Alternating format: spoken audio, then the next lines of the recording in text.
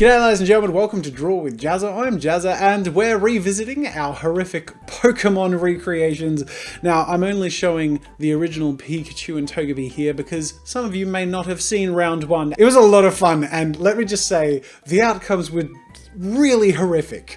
And if that's anything to go by, today should be pretty interesting too. So we're going to jump straight back into this theme and pick some of the cutest and most whimsical, charming little Pokemon characters and make them as horrific and nightmarish as I possibly can. I also wanted to add with you guys that this video is recorded live on Twitch with my Twitch audience, and I'm mentioning this because we just passed 100,000 Twitch followers, which is an awesome landmark. I'm so grateful to everyone who follows me on the streams, but I wanted to mention that just because a bunch of you watching this may not be aware that I stream every week, Tuesday 9:30 AM Melbourne, Australia time. A lot of content like this and other art challenges and fun character design sessions are all recorded on Twitch. So go check out my Twitch channel and follow me while you're there to join future streams. That being said, right now it's time to jump into a recreation of a very cute Pokemon character. And I don't think that you can get much cuter than Mew. Yes, Mew, as in Mew and Mewtwo from the Pokemon movie, the original Pokemon movie, which I loved as a kid. I think that's got to be one of the cutest Pokemons in existence, and I think it's bound to be difficult to imagine as horrific, but I have a feeling we can work some magic. Now, just like I did in round one, I start off by creating a simple and cute depiction of the original Mew design, cowering in fear at the sight of his horrific counterpart, with the colours and proportions as true to the original character as possible. I move on to our mutilated Mew, and I start off by sketching a much larger, more feline foundation with twisted, gangly limbs and bones visible at the surface of the skin. Inspired by the hideous look of those hairless cat things, my apologies to those of you who own one, I worked in some extreme wrinkles, specifically around places where the limbs meet the core of the body and on top of the head and in the chest area. I lay down a base of really light blush for the skin tone and slowly work in a peachy shadow colour and then lay in more and more warm grey as I go, deepening the shadows and solidifying the textures, and the warm grey slowly desaturates the piece, draining the life and colour from this psychic Pokemon skin. When I was happy with the skin tone, I move on to adding some colours that would really push the intensity of this monstrosity. Gradiated blue eyes to make Mew look powerful and creepy, and a very subtle light yellow hue to the highlight areas of the skin to make the creature look sickly and jaundice. Last but not least, I go around the whole piece with a 0.5 fine liner to solidify the edges and to bring it all together. Oh my god, I thought round one was horrific, but I gotta say, I am more satisfied with this than any horrific creation I've ever made. I did not realize that Mew could look so mutilated. So as you can see, we've got a result here that looks like a weird mix between a naked mole rat, a hairless cat, and a fetus. Oh, it's terrifying.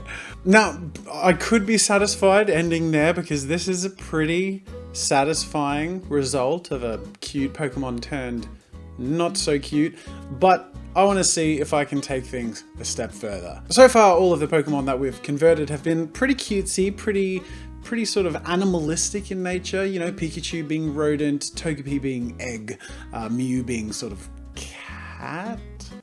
Oh, Mew. Mew. Mew. Yeah, cat. But I thought we could try and take things further by taking on a more humanoid-ish looking Pokemon, not so much animal-based. I think Mr. Mime is an appropriate character to take on next. He's got sort of more humanoid build, but he's still very whimsical, very bubbly, very cutesy, and I think there's plenty of room for us to prepare some petrifying, perpetually perplexing... I'm gonna draw Mr. Mime as a freaking clown mime thing. I lay down the original Mr. Mime in a pose of terror, holding up his arms as if to create a defensive mimed wall in front of him, protecting him from what's to come, and oh boy, do I have plans for what's to come.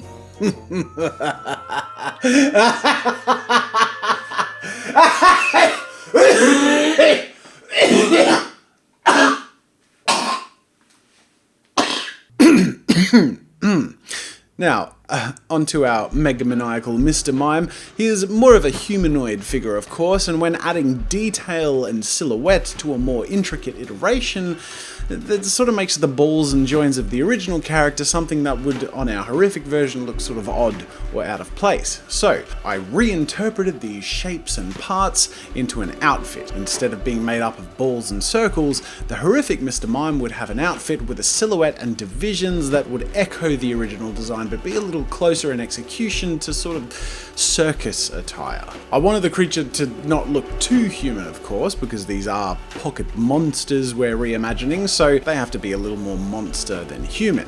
I kept the face without a nose and ears and kept his limbs proportioned really oddly, and I posed the character in a mime position too, as if pulling an invisible rope wrapped around his prey, pulling them in to devour them. Oh god, this is getting so creepy so quickly. I made the lines nice and rough and with plenty of detail and points of texture, and when moving on to colour, as with our new piece, I worked towards more of a pale and sickly skin tone overall. The circus outfit is strong in tone, but more mahogany coloured than pink, to sort of hint to more of a blood theme in colour. And speaking of blood, after a few other final touches around the rest of the outfit, I come back and add blood stains and drips all over our psychopathic poker monster, the mouth, torso and arms. And I like how the original Mr. Mime has cute pink little fingertips, but in our new character it's reimagined as horrifically blood-soaked fingers. Finally, it's time to finish off our beastly mime with a clean, solid outline on the outside of the character to solidify and finalize the piece. Oh my god! And you thought you were scared of clowns before! Mother... Oh, jeez. Wow. Yeah. I think the blood and gore is just that finishing touch that really pushes it over the edge of insanity. But yeah, I love that while being so obviously drastically different from the original Mr. Mime design, with them next to each other, you can see clearly that that's Mr. Mime. And I almost feel like if I saw that on my own, I'd be like, that's Mr. Mime, if Mr. Mime were Satan. I am so wrapped with these. Look at them, oh my god! Seriously, how like freaking insane and epic would like an anime series be if these were the monsters? Oh, that would take Pokemon Go to a whole new level of terrifying. I feel like people would just be running around and running away from them as far as possible. I want to thank you all so much for watching, and I hope you enjoyed this result. This was so satisfying. It's hard to even describe how nice it feels to have created such horrendous, horrible creations and have ruined your childhoods so effectively. Thank you so much for watching. Please like this video if you enjoyed it and you enjoy the result, and of course leave your suggestions in the comment section below for future cute Pokemons or little twists we could make to take the horrors of Pokemon to a new level. If you haven't, make sure to subscribe to Draw with Jazz for more fun with art 3 times a week, but otherwise that is it for now, ladies and gentlemen. Thank you so much for watching, and until next time, I'll see you later. Make sure to subscribe to my channel to see more of my videos, and while you're at it, check out my shop where I sell ebooks, brushes, photo references, video courses, and more. There's another video you might enjoy from my channel over there, and you can also check out my behind the scenes daily vlog channel, Daily Jazza. That's it for now, and until next time, I'll see you later.